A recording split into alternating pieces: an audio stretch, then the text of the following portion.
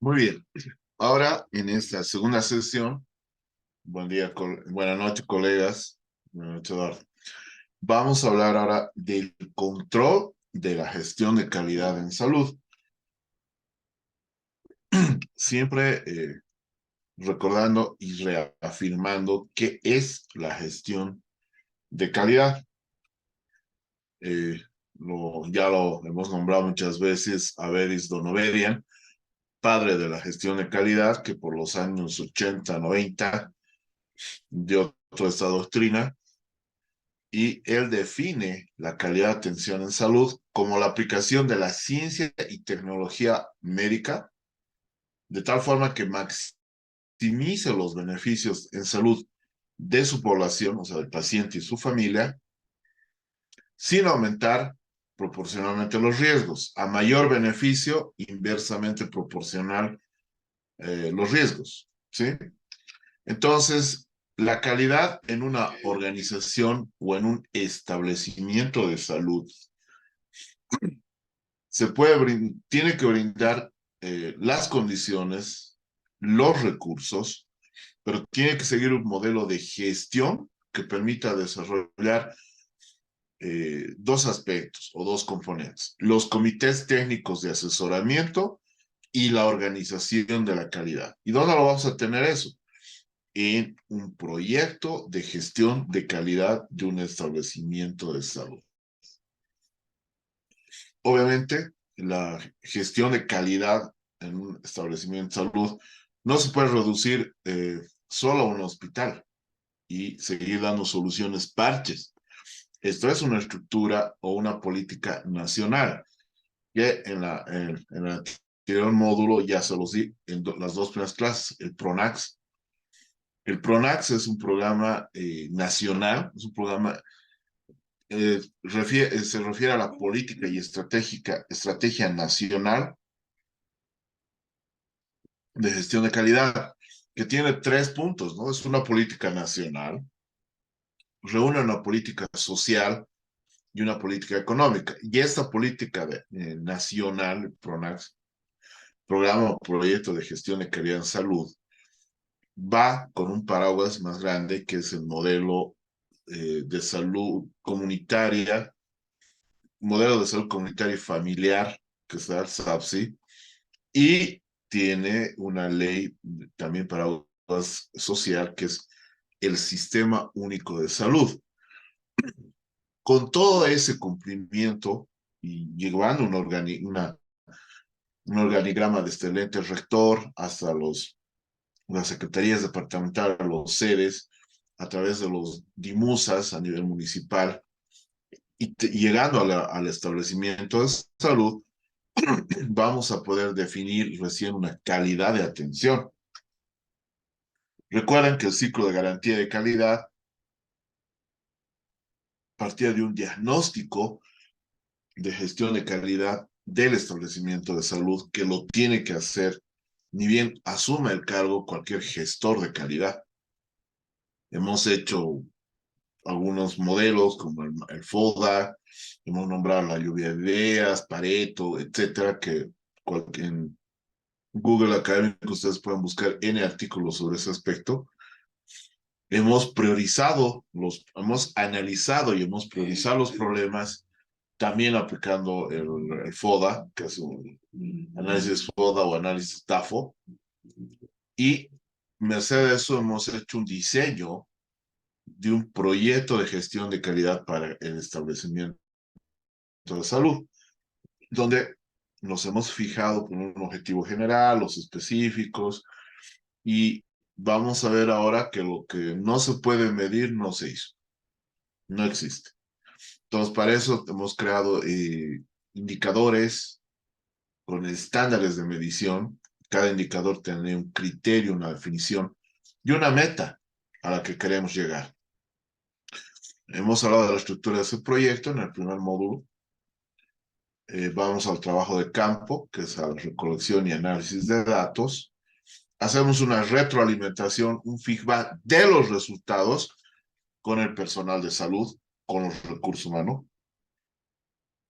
merced a esas reuniones vamos a detectar deficiencias, o sea, las no conformidades. Hacemos la aplicación de medidas correctivas y reevaluamos y monitorizamos el dato. Si ustedes ya se han debido dar cuenta que estamos hablando del ciclo PEVA o el ciclo de Denning, ¿ya? O sea, me refiero a este ciclo, donde planificamos, hacemos, actuamos y verificamos. También todo esto es un repaso, ¿no es cierto?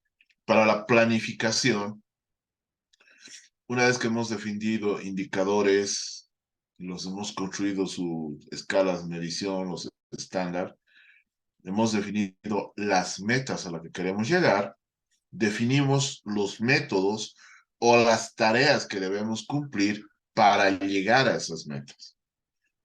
Y una vez que tenemos eso, capacitamos y educamos al equipo de trabajo que va a llevar a cabo esta planificación.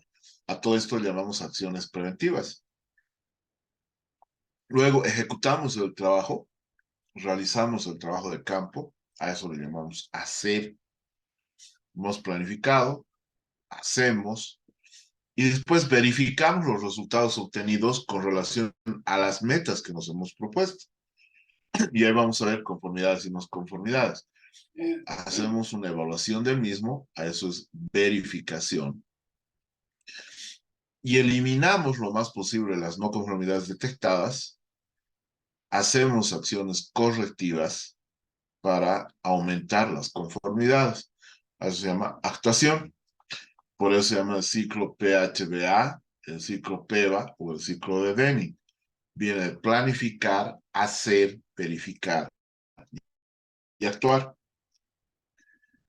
Entonces, identificamos, evaluamos, prevenimos, intervenimos y monitorizamos. Esta gestión de calidad se basa en un trípode en donde la base está dado por el control de calidad y la mejora de calidad y el vértice por la planificación de calidad. Planificamos, controlamos, mejoramos. Ese es el triángulo. Pero para hacer esto necesitamos objetivos y estrategias, necesitamos recursos, procedimientos, funciones y responsabilidades que nos va a dar una normativa. A eso denominamos procesos. Entonces, dentro de los componentes del sistema de gestión de calidad, está la planificación de la calidad desde los sistemas, política de salud, de políticas de calidad, PRONACS, estrategias políticas y planes de acción. Para eso tenemos que tener una organización de la calidad en salud a nivel nacional, a nivel departamental, a nivel de las redes, a nivel de los municipios, hasta llegar al establecimiento de salud. Tenemos que tener información para la calidad. Para eso tenemos que tener claro los instrumentos de medición, los mecanismos de atención al usuario, y tenemos que tener una garantía y mejoramiento con la seguridad del paciente, con sistemas de acreditación de hospitales, con sistemas de auditorías en salud, planes de mejora continua o procesos de mejora continua y la evaluación de la tecnología sanitaria. Estos procesos tienen relación con el objeto del proceso, la relación con la satisfacción del cliente, satisfacción del usuario externo o del paciente, y obviamente vamos a transversalizar con la relación con otros procesos. Eso nos va a llevar a controlar los procesos en gestión de calidad. Entonces, para el sistema de gestión de calidad tenemos que tener calidad, servicios y rentabilidad. Cuando hablamos de una mejora continua, tenemos que tener una política establecida, se la tiene, PRONACS. Tenemos una organización desde el órgano rector, tenemos sistemas de evaluación y planificación, de implementación, sistemas de auditoría, de medición y control, y una revisión de la dirección, o sea, una actualización permanente de las directrices. Y tenemos que dejar de lado el viejo esquema de la estructura organizacional, donde todo radica en memorandos de llamadas de atención y crear un sistema de cultura del terror, a una nueva cultura organizacional que se baja en trabajo en equipo, donde la MAE y parte del staff son líderes, o sea, el liderazgo, el trabajo en equipo, una nueva cultura organizacional, lo que nos va a llevar a la mejora continua de calidad. Vemos el ciclo PEVA: planificación, hacer, verificar y actuar. La mejora continua, como en eje y el tiempo en eje X. Entonces, vamos a ver un resumen de todos. Hola, vamos a hablar del Sistema Obligatorio de Garantía de Calidad. Está reglamentado por el Ministerio de la Protección Social, porque el Ministerio debe controlar la calidad de los servicios de salud para que no se vayan a presentar brotes, enfermedades, epidemias, etc. El Sistema Obligatorio de Calidad fue creado por el Decreto 1011 del 2006 del Ministerio de Salud. Tiene 4 componentes principales. El primer componente es el Sistema Único de Habilitación. El piso mínimo obligatorio es lo legal que debo cumplir para prestar servicios de salud. Es decir, que los que quieran prestar servicios de salud deben cumplir con el sistema de habilitación, desde el profesional independiente hasta las clínicas y hospitales. Todos deben cumplir con la habilitación. El segundo componente es la auditoría para el mejoramiento de la calidad. Resulta que una vez se cumplan estos requisitos de la habilitación, se deben mantener esos requisitos, y esto se logra por medio de la auditoría llamada Programa de Auditoría para el Mejoramiento de la Calidad. Por ejemplo, en cuanto a habilitación, a mí me dicen que yo tengo que tener gel antibacterial o jabón antibacterial y toallas para garantizar el lavado de manos. En habilitación, pero en el componente de auditoría, yo tengo que hacer auditoría al protocolo de lavado de manos y verificar que los funcionarios efectivamente se laven las manos. El tercer componente es el sistema de información para la calidad. Todo lo que se quiere mejorar se debe medir. Este sistema tiene una serie de indicadores dado por varias normas, donde nos piden cierta información y nos piden que esta información la entreguemos numéricamente. Por ejemplo, las encuestas. Yo sé que nosotros estamos manejando un porcentaje de satisfacción del 95%, pero si ese porcentaje se fue al 70%, yo digo, aquí está pasando algo. ¿Por qué desmejoró tanto el servicio? ¿Por qué la gente se siente insatisfecha? Los indicadores que me van dando norte de cómo se está comportando en calidad la institución. El sistema de habilitación, el sistema de auditoría para el mejoramiento de la calidad y el sistema de información son totalmente obligatorios. Y eso es lo que nos va a verificar la Secretaría de Salud cuando venga y nos visite. El cuarto componente se llama la acreditación, es de carácter voluntario. Cuando yo he cumplido los estándares mínimos y quiero tener un nivel de calidad superior, entonces lo que yo hago es que decido acreditarme. Este es un proceso muy complejo. A una institución solo para la acreditación se puede demorar unos 5 años más o menos. En Colombia somos aproximadamente unos 26.000 prestadores de servicio de salud. De esos 26.000, solo el 36 están acreditados. ¿Por qué tenemos que implementar el sistema de gestión de calidad? Casi siempre le dicen a uno, eso es lo que nos pide la norma, eso es lo que nos van a pedir en la visita. No, nosotros aquí no producimos zapatos ni ropa. Nosotros aquí trabajamos con personas. Es la vida de las personas lo que tenemos en las manos. Entonces, más allá del cumplimiento normativo, es un deber ético. Es decir, la calidad es la dimensión ética de la vida profesional. nosotros somos una IPS y nuestra competencia debemos ser el ejemplo del sistema de calidad. Evita que trabajemos desarticulados, porque se estandarizan los procesos. Si los procesos no están estandarizados, todos llegamos y trabajamos en lo que queremos. Hay unos documentos, manuales y protocolos que nos dicen cómo debemos trabajar. Si yo todos los días me lavo las manos como lo dice ese documento, se vuelve un hábito. Ese hábito se vuelve una costumbre. Va a llegar el momento en que no necesito mirar el protocolo para lavarme las manos. Los procesos no deben depender de las personas, de qué tan juiciosa o no juiciosa es la persona. Los procesos también deben de estar establecidos. La auditoría mejora la calidad. Cuando uno revisa algo y se da cuenta de que las cosas no se están haciendo bien, lo que se hace es explicar la manera correcta de hacerlo. Eso hace que los procesos vayan mejorando, porque se disminuyen los errores, porque se contribuye a racionalizar los gastos, porque se aumenta la satisfacción del usuario. Dentro del sistema estándar de calidad en salud debemos cumplir con el estándar número 1 de talento humano. Este depende del servicio que se vaya a prestar.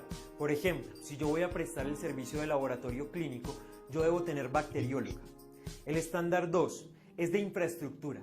Este nos habla de las condiciones que debe tener una institución. Por ejemplo, no es lo mismo la infraestructura que se debe tener para el servicio de psiquiatría que para un quirófano. Estándar 3. Dotación y mantenimiento. Para cada servicio que se preste se debe tener una dotación y un mantenimiento. Si voy a tener un servicio farmacéutico, debo tener una nevera, unos estantes para los medicamentos. Es decir, debo tener ciertas cosas. Estándar número 4. De medicamentos y dispositivos médicos.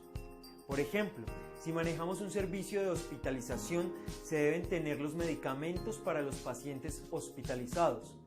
Debemos también tener dispositivos médicos, como por ejemplo para tomar muestras o para canalizar un paciente. El estándar número 5 es de procesos prioritarios asistenciales. Son el listado de todos los procesos que se hacen en la institución. Es decir, si por ejemplo en la institución tomo signos vitales, debe estar escrito cómo se hace para que el personal lo haga bien. Se debe tener el listado de esos. Entonces, los procesos prioritarios asistenciales es el listado de todos los procesos que yo hago a nivel asistencial. Esa información no es solo un listado, sino que también en protocolos, en manuales, en guías.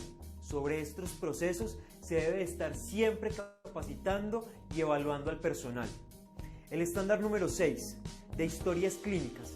En cuanto a este estándar, se debe tener en cuenta que la historia clínica es un documento legal de carácter privado, donde se realizan todas las atenciones en salud que se le realicen al paciente. También es importante que el archivo de las historias clínicas, la norma pide que se cuente con un archivo que se encuentre bajo llave, que las historias clínicas se encuentren foliadas, que se encuentre definido un mecanismo de manejo de las historias clínicas, que se cuente con formatos estandarizados. El estándar 7 es el de la interdependencia de servicios. Este estándar dice que hay servicios que dependen unos de otros. Por ejemplo, si existe el servicio de hospitalización, se debe contar con el servicio de alimentación, porque se debe garantizar la comida de los pacientes. Hasta el estándar 7 va la norma, Resolución 2003 de 2014. El estándar 9, seguimiento a riesgos, es un estándar que se manejaba en la normatividad anterior. Sin embargo, en la institución se sigue manejando así porque esa estructura es más organizada. Este estándar dice que cada servicio cuenta con un riesgo para el paciente. No son los mismos riesgos para el que va a una consulta que para el que se le hace una cirugía. Entonces, dependiendo del tipo de servicio, se hace una evaluación y un monitoreo a estos riesgos para que no afecten al paciente. ¿Qué responsabilidades tienen los integrantes de un sistema de calidad? Hay que tener en cuenta que todos los que trabajan en la entidad son integrantes del sistema de calidad, no solo el grupo de calidad. Entonces, las responsabilidades son: 1. Ser honestos.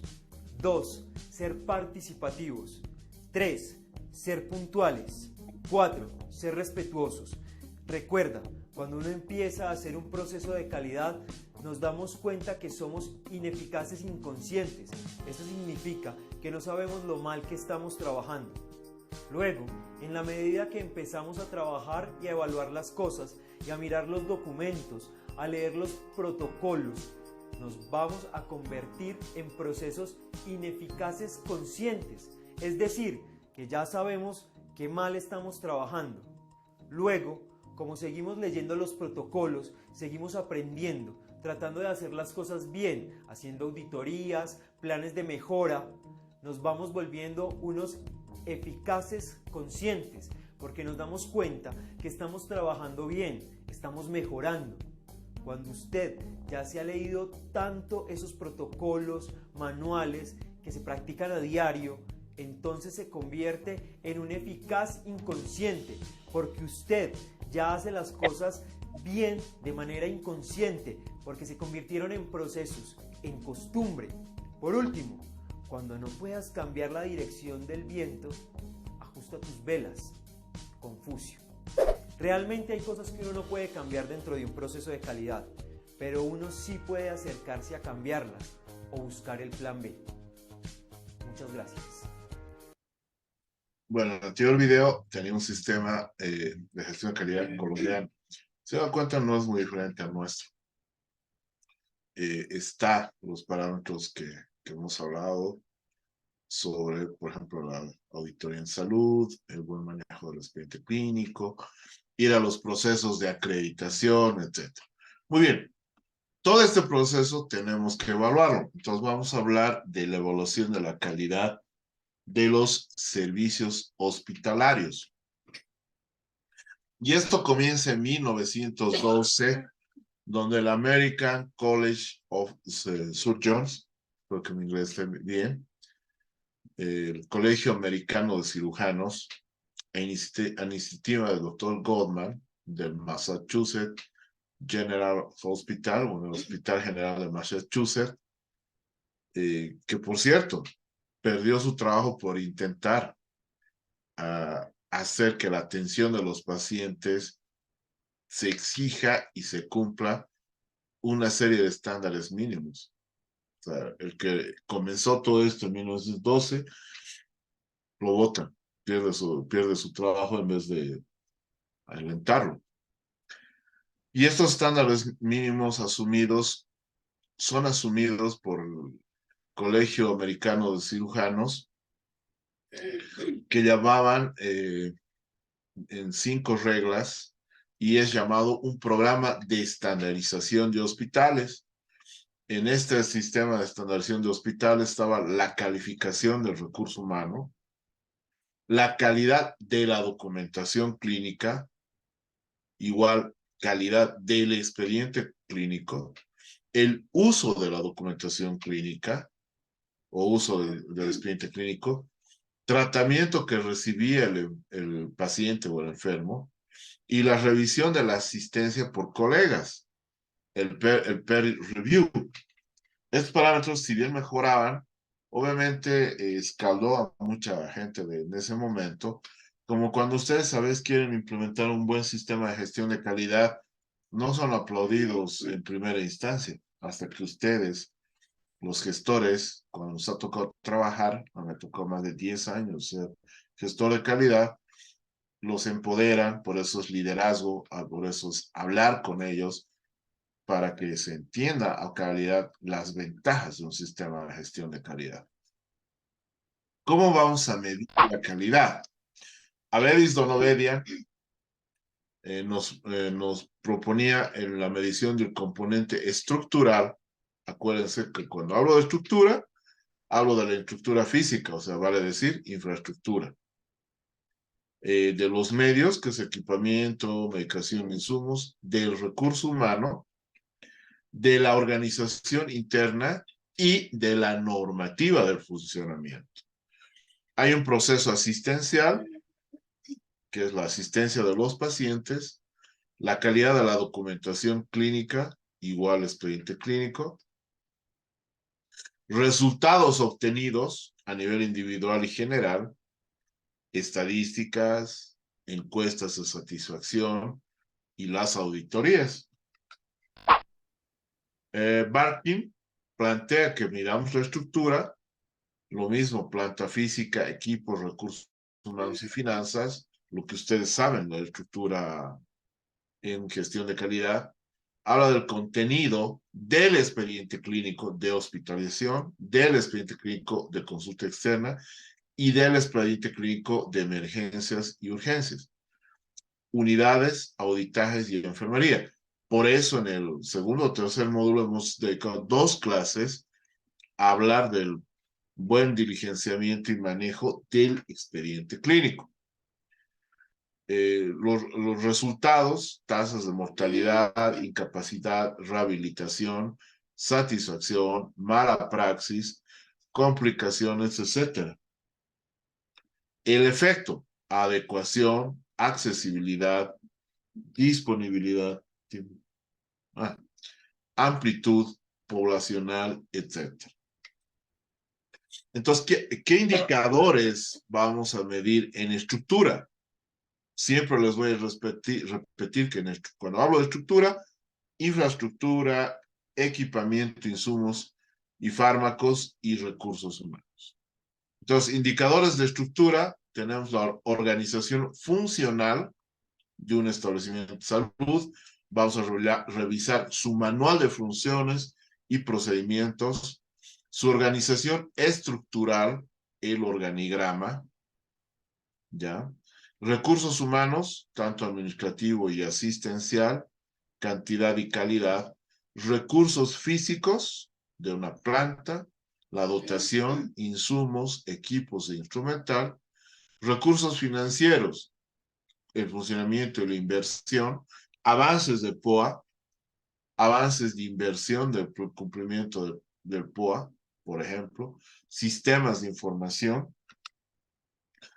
¿Cómo evaluamos la estructura? Evaluamos al recurso humano, a la instalación física, al equipamiento, los insumos, el manejo del expediente clínico, el buzón de atención y quejas, a los comités de asesoramiento, a la organización y los métodos, y al gobierno. Cuando hablamos del gobierno, estamos hablando del manejo del director o de la MAE, que ya hemos hablado en la anterior clase en indicadores del sistema de acreditación de hospitales. En organización, vamos a ver el organigrama estructural y funcional. Si hay un área de reclamos, un área de derechos del paciente, cada hospital tiene que tener un defensor del paciente. Nivel de recursos humanos, hablamos de categoría del personal, tipos de contrato, carga horaria, turno, capacitación del personal, temas de capacitación, algunos indicadores como relación del número de camas por 1000 asegurados o 1000, claro, relación de médicos por 1000 pacientes, relación de licenciadas en enfermería por médico, relación de auxiliares de enfermería por médico. En infraestructura vamos a ver consultorios, los turnos, el estado de los consultorios, el equipamiento y el recurso humano. También dentro de los indicadores vamos a poder hablar de los procesos. Dentro de los procesos estará la prestación del servicio, ahí vamos a ver recurso humano, recurso físico y económico, la recepción de los servicios, entonces actividades intermedias, finales, costos, que sea productividad y rendimiento. Y finalmente vamos a hablar de los resultados. Y en los resultados veremos actividades intermedias y finales. En las actividades intermedias podemos ver el laboratorio clínico, la imagenología, las endoscopías, la electromedicina, la anatomía patológica. En actividades finales, cuántas consultas han sido realizadas, cuántas cirugías ambulatorias, cuántos egresos hospitalarios, cuántas emergencias y urgencias atendidas, cobertura, concentración, costo-beneficio, costo por actividad intermedia y finales. Una vez que tenemos ejemplos de estos indicadores, hablemos de los procesos administrativos. Dentro de los procesos administrativos, donde dentro de la estructura organizacional tenemos una planificación.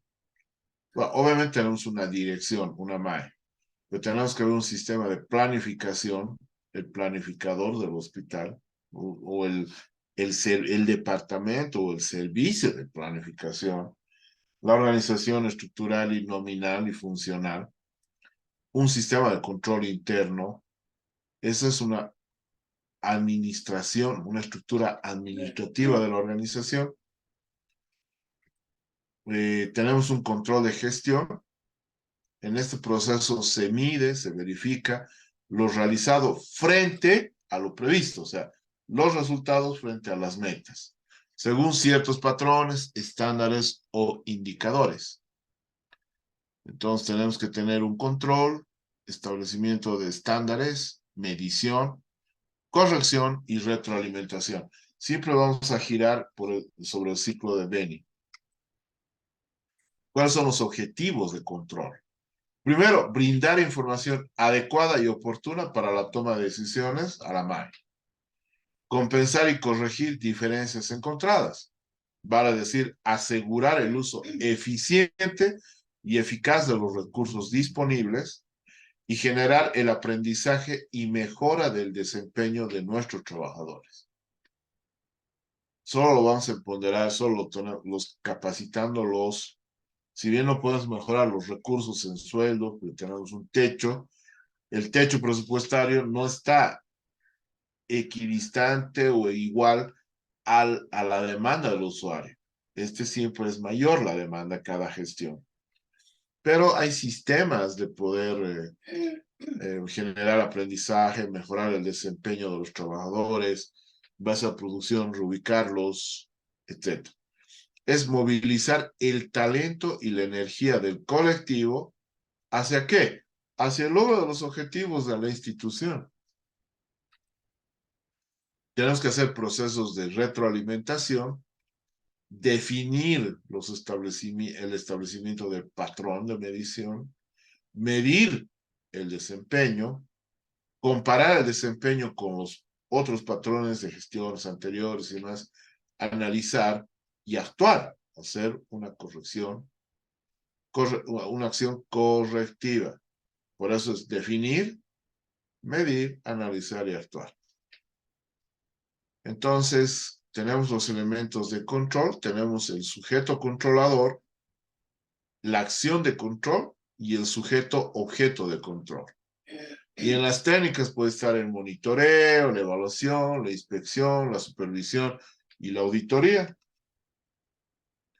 Ahora, el monitoreo y la evaluación, ¿qué instrumentos vamos a utilizar? Una ficha de indicadores o un tablero o matriz de indicadores, un cuadro de mando integral. Por ejemplo, tenemos el Balanced Scorecard, el BSC. Entonces, cualquiera de estos instrumentos nos sirve para hacer monitoreo y evaluación. ¿Qué hacemos cuando hacemos supervisión?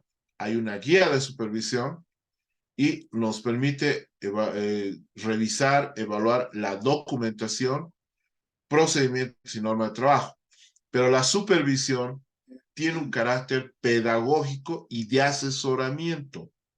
Tenemos que explicarles, tenemos que asesorarles, tenemos que enseñar. Por eso el equipo supervisor tiene que ser gente experta, gente formada en lo que va a supervisar. La inspección, también una guía de inspección, también revisa documentos, procedimientos y normas. Entonces, ¿cuál es la diferencia con la supervisión? Que la inspección es de sorpresa y esta sí es evaluativa y sí puede generar responsabilidades y generar llamadas de atención, etc. Se supone que primero se ha hecho una supervisión antes de hacer la inspección. En la supervisión, ya lo vamos a hablar, incluso se avisa y se cronograma. Y la auditoría, donde hay una guía de auditoría, donde hay una matriz de indicadores, la auditoría en salud, que saben que hay de servicio, de programa y la auditoría médica, que va a evaluar documentos, procedimientos y normas de trabajo. Entonces, el control de gestión se debe planificar y se debe controlar. Son las dos caras de la moneda. Lo que controlamos, medimos lo que se supone hemos planificado. El concepto de control no existiría si no hay un concepto de planificación. ¿Qué controlamos? Lo que hemos planificado. Si no tienen planificación, ¿qué vamos a ir a inspeccionar, a controlar, a auditar o a supervisar? Es básico que un gestor de calidad tenga el plan de gestión de calidad del hospital por año. Me indican que en la normativa existe un plan estratégico. La verdad no lo veo muy práctico porque no puede haber un plan estratégico paralelo si no está alineado al PI de la institución. Pero sí puede haber un proyecto, un plan de gestión de calidad hospitalario por gestión o que cubra las dos siguientes gestiones. Eso tiene que ser el gestor de calidad en coordinación con sus comités de asesoramiento. Entonces, el control de gestión tiene dos instancias. El control con visita al hospital y el control sin necesidad de hacer visita hospitalaria. El control cuando hacemos visita hospitalaria, donde vamos a ver indicadores, procesos, se llama monitoreo o evaluación. El control con visita hospitalaria, donde vamos a ver datos actuales, donde vamos a sacar una fotografía de ese momento del proceso, con capacitación y asesoramiento. Se llama supervisión. De sorpresa, sin capacitación, sin programación, inspección. Con visita, pero de datos pasados, exhaustiva revisión documentaria, auditoría. Estos son los sistemas de control. O sea, no pueden supervisarles y quererles llamar la atención, no. La supervisión tienen que dejar un documento de asesoramiento, de enseñanza, dejarles los indicadores para que ustedes puedan tener planes de mejora, planes rápidos de correctivos, mientras que la inspección va a ir a evaluar si han cumplido esos datos correctivos. Entonces, ¿qué dice James Harrington? Que se lo consideraba el gurú de la mejora de procesos, era consultor de la IBM por 30 años. Todo lo que se hace se puede medir. Solo si se mide, se puede controlar. Solo si se controla, se puede dirigir. Y solo si se dirige, solo se dirige lo que se puede mejorar. No se olviden, lo repito porque me encanta esta frase. Todo lo que se hace, se puede medir. Solo si se mide, se puede controlar. Solo si se controla, se puede dirigir. Y solo si se dirige, se puede mejorar. Creo que esto es lo mejor para alguien que asuma una dirección o sea un líder dentro de una organización. ¿Cuáles son los tipos de evaluación? Que también ya los hemos nombrado. Ex ante, o sea, antes de evaluación de necesidades. Puede ser la evaluación económica. Antes de la evaluación estructural, durante el proceso o posterior, que es la evaluación de resultados. Esa es una evaluación integral del proceso. Y posterior, o sea, una evaluación de impacto, es una evaluación en salud pública. Entonces, el ex ante, una evaluación de necesidades, vamos a ver el análisis de los costos, análisis de costo-beneficio, análisis costo-utilidad y análisis costo-efectividad. Para que ustedes tengan que implementar un servicio, integrar un especialista en un servicio, tiene que haber este análisis claramente establecido. El antes, donde es la evaluación de la estructura, ver la accesibilidad y la disponibilidad. Y aquí incluso tienen que ver si ustedes trabajan en un establecimiento de salud público y también asegurado, ver, o sea, en caso de lugares desconcentrados, carreteras de acceso, si su paciente tiene que caminar, si tiene la vía de poder acceder y la disponibilidad del mismo. Durante, que es la evaluación del proceso, tenemos que ver el volumen de actividad la duración media de la actividad y la relación de productividad con el rendimiento. Porque no van a tener 5 personas y les van a poner que estén en 4 comités de asesoramiento y se la pasen el 20 o 30% de la labor asistencial en reuniones y la duración de cada reunión. Por supuesto que su productividad y rendimiento no va a ser el mismo. La concentración, la extensión del uso, la utilización y la calidad del proceso. Posterior, donde evaluamos los resultados, evaluamos cobertura, eficacia y eficiencia. Y el ex post, o sea, la evaluación del impacto de los resultados, la efectividad. Ese es el impacto. Si ustedes lo tienen claro, estos indicadores de evaluación, ¿les va bien? Tienen que saber dónde, cuándo y qué evaluar y en qué momento evaluar. No se olviden que su evaluación es una fotografía del proceso. Es un momento, ya sea antes o a futuro. Entonces, el primer sistema que vamos a hablar es la evaluación. Y la evaluación, donde Michael King Patton, en su obra Practical Evaluation, o sea, evaluación práctica del 82, define que la evaluación es la recolección sistemática de la información acerca de qué, de actividades, de características, de resultados de programas, de personal y productos para su uso por personas específicas, para reducir incertidumbres, mejorar la eficiencia, toma de decisiones relacionadas con los programas, con el personal, con los productos que está haciendo y cómo está afectando, cómo está el impacto. Entonces, haciendo un escrutinio sistemático y objetivo igual a evaluación, vamos a poder ver la dimensión del diseño, la ejecución y los resultados de un programa de gestión y de desarrollo.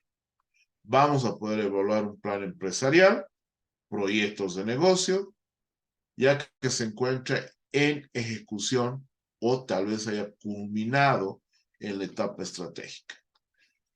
¿Qué va a determinar? La pertinencia, el logro de los objetivos, la eficiencia de la ejecución, el impacto de acciones desarrolladas, cobertura real y la sostenibilidad de los resultados. Si ustedes requieren algo, tiene que haber un informe técnico que hable del objetivo que van a lograr, la eficiencia de esta ejecución, su cobertura y la sostenibilidad que asegure, no que asegure, que realmente justifique esa inversión. Entonces, tal como coincide en la actualidad, hay líneas generales para contrastar la actividad programada versus la actividad realizada. Resultados obtenidos versus metas planificadas. Luego de este periodo de tiempo determinado y específico, se ve la efectividad expresada en qué? En el cambio de producto, o en el cambio de gestión, o en el cambio de intervención. Pues si no ha modificado nada, no sirve lo que está haciendo. Otro sistema es el monitoreo. Y el monitoreo es el seguimiento de los procesos. ¿Qué nos permite el monitoreo? La oportunidad de conocer la calidad del proceso, el grado de cumplimiento con relación a las metas establecidas. ¿Para qué? Para tomar decisiones acerca de que seguimos con este proceso, lo ampliamos, lo repetimos o finalmente lo suprimimos. ¿Qué requisitos hay para el monitoreo? Primero, que haya indicadores previamente formulados, y no solo para el monitoreo, para todos los sistemas de evaluación. Que haya un estudio o una línea base. Tiene que haber una evaluación inicial para hacer el monitoreo.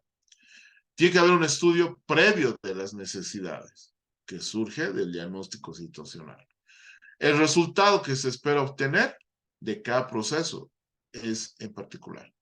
Debemos recabar la información sistemática, requiere que se registre en forma regular, información en forma selectiva de acuerdo a lo que usted quiere medir. Y eso lo va a dar el indicador y su meta. El sistema de registro que debe ser fácil de usar y el equipo debe estar capacitado y comprometido con el proceso. Otro sistema de evaluación es la supervisión. La supervisión es controlar de manera integral o el desarrollo integral de la persona. Hay una interacción personal a nivel individual y a nivel grupal. En la supervisión se da el proceso enseñanza-aprendizaje, donde el supervisor y el supervisado generan un propósito: fortalecer capacidades orientadas a mejorar el desempeño personal. Bueno, procesos de enseñanza-aprendizaje se van a basar en procesos de conductistas, ¿no es cierto? Pero eso ya es otro tema. La supervisión es un proceso técnico, administrativo, de investigación y análisis. ¿Qué persigue? El desarrollo integral del equipo, de las personas de esta institución para facilitar toma de decisiones, mejorar la calidad de los servicios. Por eso decía, la supervisión tiene un fin docente y de asesoramiento, no de ver si ha cumplido o no las funciones, porque de acá se les da los lineamientos para que hagan un plan de acción correctiva, que puedan corregir algunos aspectos y con la inspección veremos si se ha cumplido. El proceso de supervisión es supervisar, hay un supervisor, un equipo de supervisión y hay los supervisados. Permanentemente inmersos en esta interacción de enseñanza y aprendizaje. ¿Cuáles son las finalidades de la supervisión? Hay un feedback entre el supervisor y el supervisado. Tiene que haber una comunicación adecuada. Se tiene que tener una enseñanza, aprendizaje y contribuir a su educación continua. ¿Qué técnicas hay de supervisión?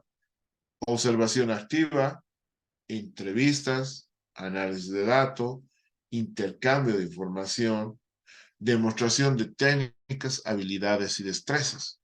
Ustedes van a entrevistar, le van a decir, a ver, lávese las manos, sigan los 11 pasos del lavado de manos. En realidad, bueno, el último paso, manos limpias, ya, pero 11 pasos. Uno será preguntarle, ¿no? Entonces le dirá los pasos, la información. Pero otra cosa será, lávese y ustedes verifiquen. Entonces, eso es una supervisión. Y después le dirán, este paso no has cumplido, este otro, porque es importante dejar, pero se supone que tiene que dominar el supervisor los 11 pasos o los 5 momentos de lavado de manos. Exactamente con cualquier proceso. ¿Cuáles son las técnicas de supervisión? Ya lo hemos dicho, hay una observación directa, hay una entrevista, hay diálogo con el personal, también puede dialogar con los usuarios externos, puede haber reuniones de problematización, intercambio de información, puede haber una revisión de los sistemas de información en análisis de datos. En ese momento van a archivo, le dicen, bueno, según este expediente tanto, el CICE, o hay una revisión del sistema de información del SUS, etc. Hay una investigación documentaria, lineamientos y políticas normativas del establecimiento de salud, lo que dice y políticas empresariales. Hay un control de proceso in situ, sí, logística, abastecimiento. Y obviamente tiene que haber una capacitación, formación y entrenamiento. ¿Cuáles son los instrumentos de supervisión? Manuales de organización y funciones,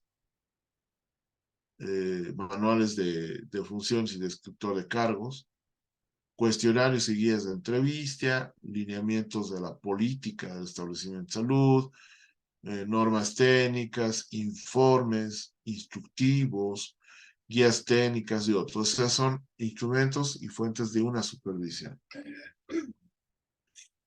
Hay una etapa antes de la supervisión, donde se tiene que hacer todo el plan de supervisión, revisión de los instrumentos, todo eso, está durante la supervisión, o sea, la ejecución, donde se aplican los instrumentos de supervisión previamente revisados y planificados, y se hace una reunión problematización, o sea, se hace una retroalimentación de la supervisión. Y después de la supervisión hay un informe final que se tiene que dejar, donde la institución hará un proceso de feedback, de retroalimentación. Otro método es la inspección.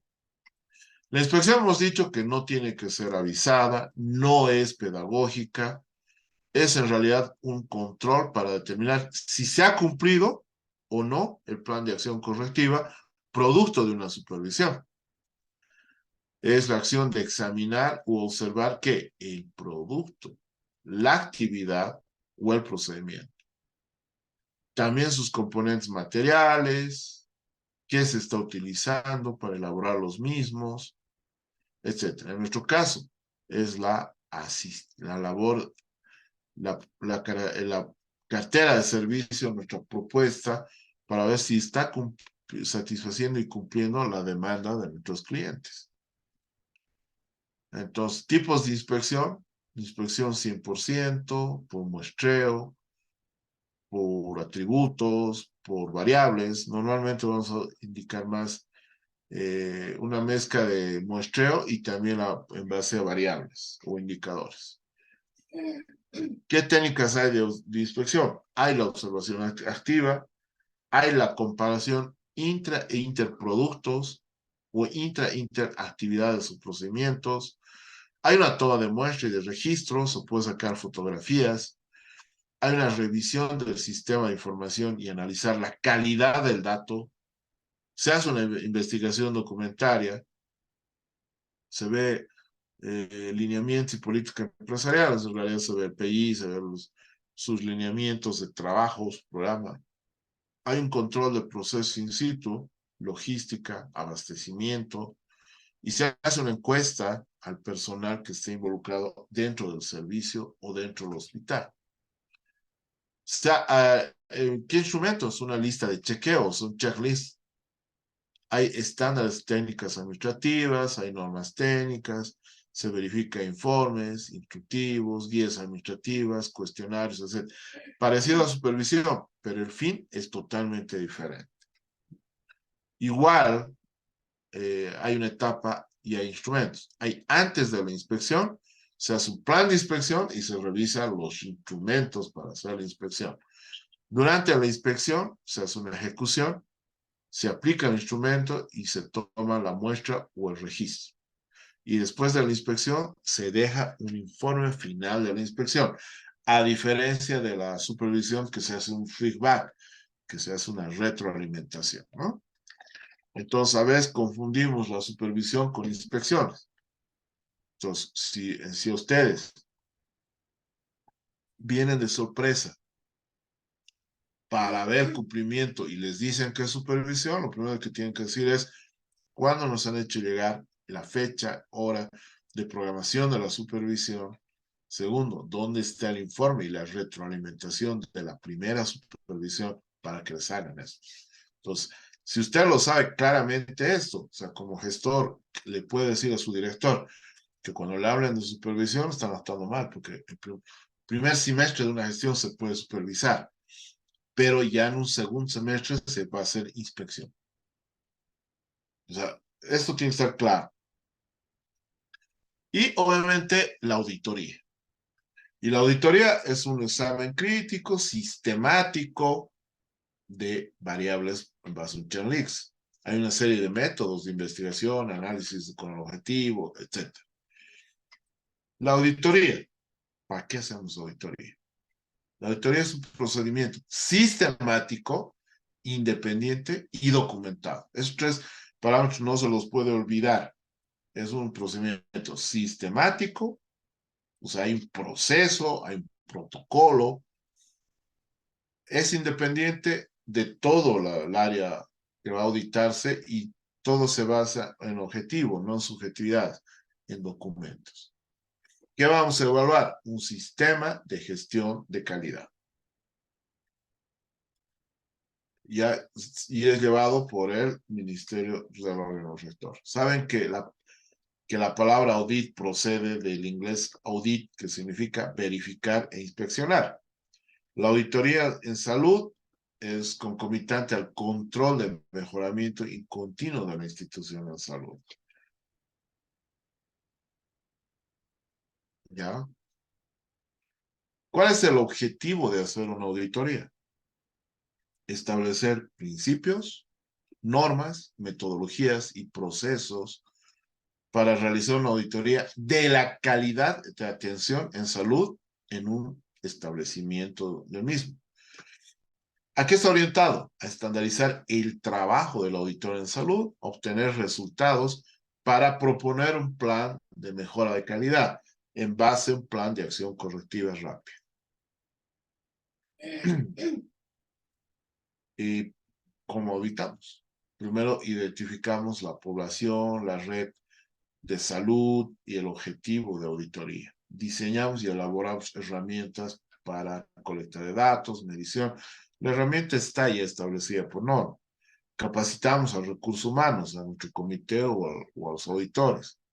Hacemos el análisis de información, hacemos la entrega de indicadores y hacemos la propuesta de una acción correctiva que debe ser trabajada por el servicio objeto de auditoría.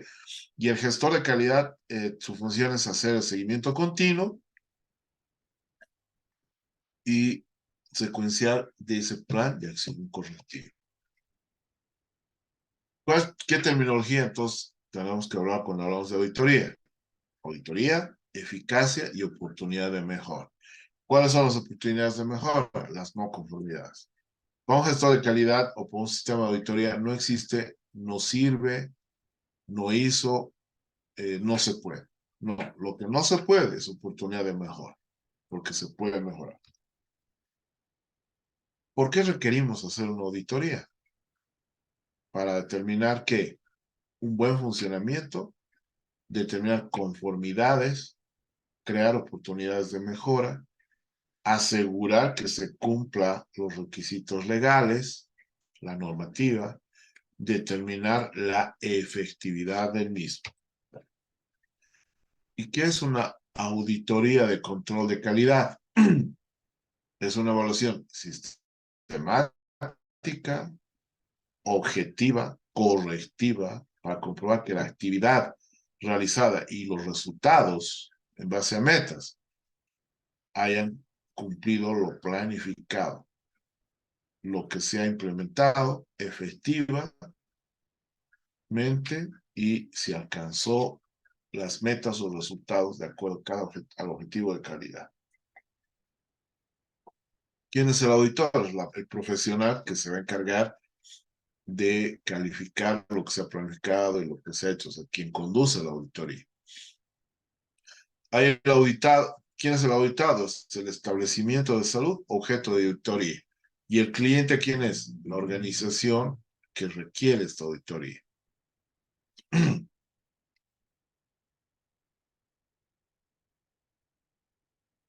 Entonces, la auditoría evalúa sistemáticamente la realidad de un establecimiento de salud. Nos permitirá conocer fortalezas y debilidades. Es una herramienta de gestión y garantía de calidad. No es la auditoría el chacal de la trompeta, el que va a llevar a un proceso judicial. No, no es ese el objetivo de una auditoría. Es una herramienta de gestión de calidad. Permite identificar observaciones y no conformidades para poder favorecer la corrección preventiva o actuar en la corrección de esas no conformidades. Genera confianza, por eso tienen que explicar a su personal de salud qué es una auditoría. Para que genere confianza, ya que verifica y hay una retroalimentación desde la alta gerencia acerca del cumplimiento o no del objetivo, facilita el reconocimiento de lo que se ha desviado en los estándares y los podemos replantear, vela por el cumplimiento de la acción correctiva y de acciones preventivas.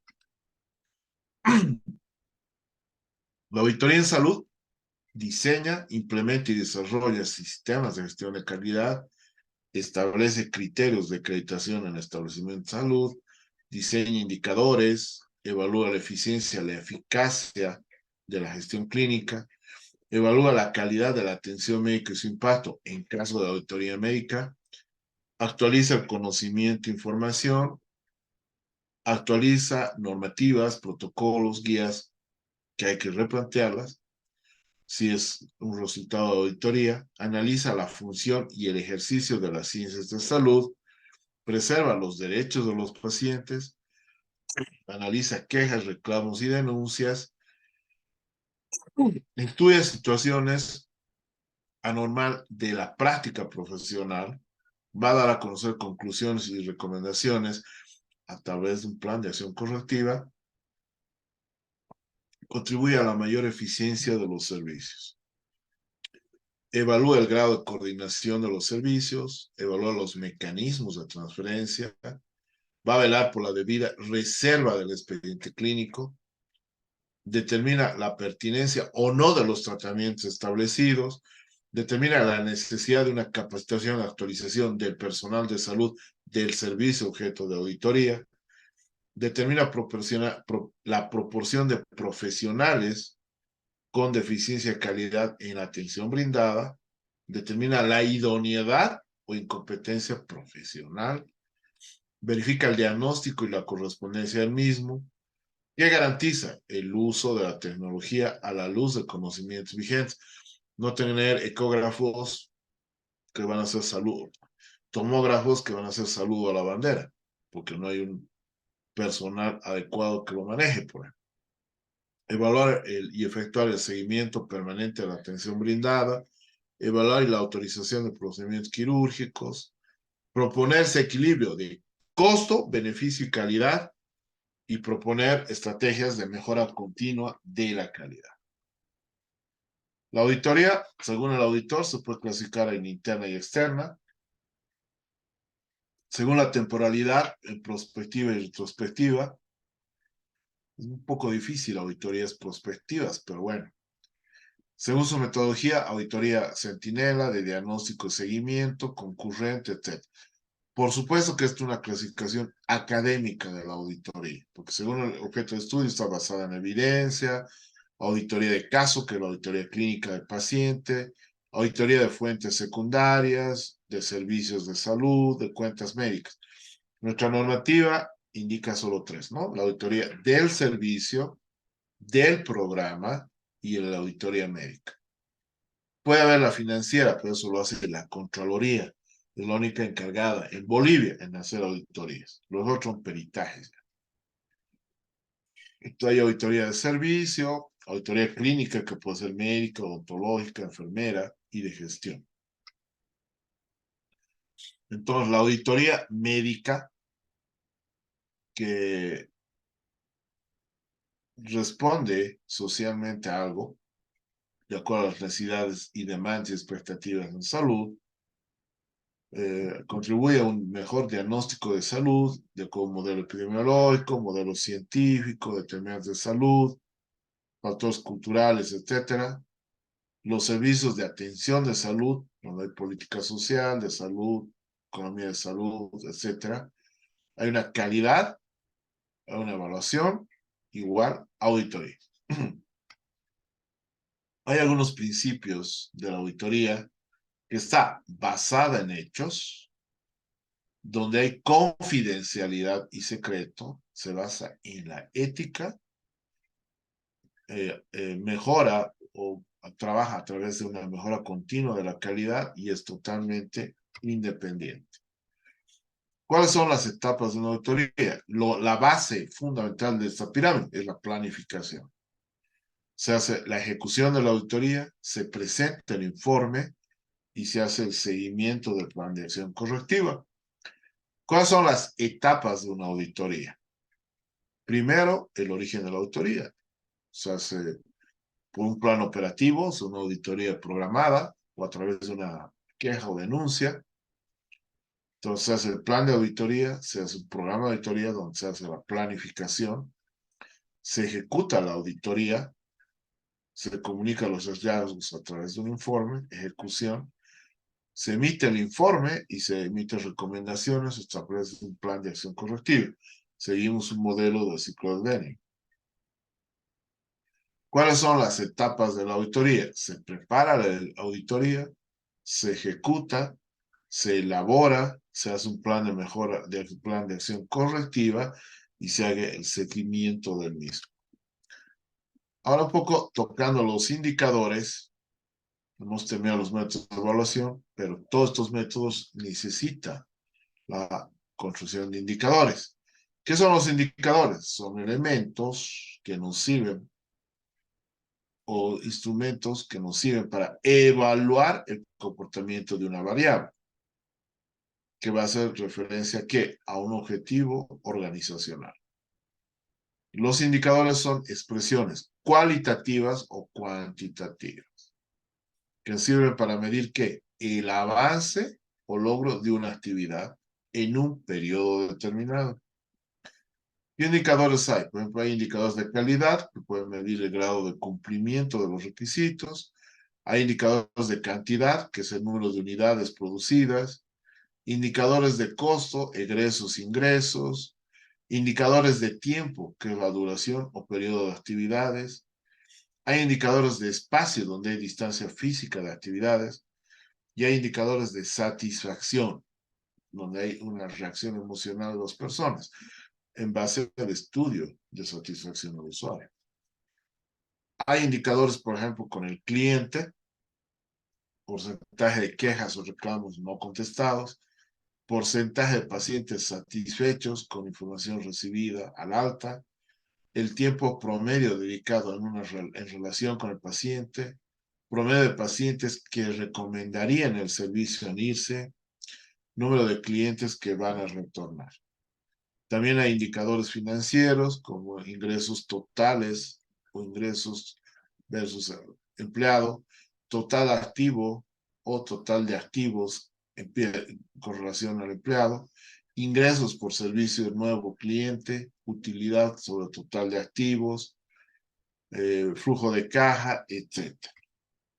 Hay indicadores de procesos, por ejemplo, el tiempo de espera del paciente, tiempos de medios por proceso, indicador de readmisiones, tasa de infecciones asociadas al servicio de salud, rotaciones de inventarios, entrega de tiempos por farmacia. Puede haber indicadores de aprendizaje y crecimiento, índice de satisfacción del personal, porcentaje del personal capacitado, participación de actividades de integración, tiempo de entrenamiento, rotación de empleados, promedio de ausentismo laboral e indicadores de liderazgo. Un ejemplo, el objetivo es el qué vamos a hacer. El indicador, medir, por ejemplo, el cumplimiento de este objetivo. La meta, ¿cuánto? Si estamos mal, estamos en rojo. Si estamos al límite, amarillo. Y estamos bien, el verde. ¿Quién es responsable? Es el quién. Iniciativas, el cómo. Por ejemplo, el objetivo, mejorar la satisfacción del cliente. El indicador, número de reclamos fundados al mes. Meta, menos de 20 reclamos. Si estamos más de 20 reclamos, rojo. Si es 18 a 20, amarillo. Si es menos de 18, hay reclamos. Entonces hay iniciativas como el programa de atención con calidad, entrenamiento de servicios, implementación de nuevos sistemas, etc. Muy bien, hasta acá hemos terminado esta clase. No sé si tienen alguna pregunta, alguna duda.